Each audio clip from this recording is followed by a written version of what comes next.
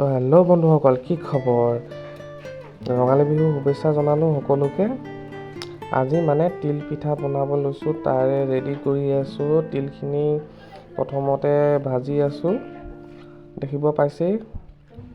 ৰঙালী বিহু উদযাপন আপোনালোকৰ কেনেকুৱা হৈছে জনাবচোন কমেণ্টত।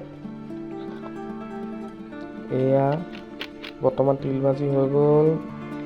ইয়াত গুড় আৰু নাৰিকল চব মিক্স কৰি বনোৱা হৈছে।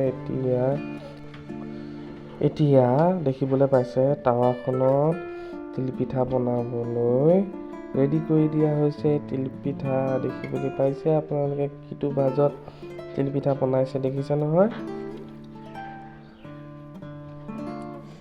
বন্ধুসকল। ভিডিঅ'বোৰ চাই কেনেকুৱা পাইছে জনাব। অসমীয়া প্ৰতিটো ট্ৰেডিশ্যন মই দেখাব চেষ্টা কৰি আছোঁ আপোনালোকক। এয়া হৈ গৈছে তিলপিঠা, দেখিবলৈ পাইছে। এয়া ইমানখিনি তিলপিঠা বনোৱা হৈ গ'ল, দেখিব পাইছে। কি ধুনীয়া লাগিছে দেখি, খাওঁ নিচিনা লাগিছে, বৰ ধুনীয়া লাগিছে।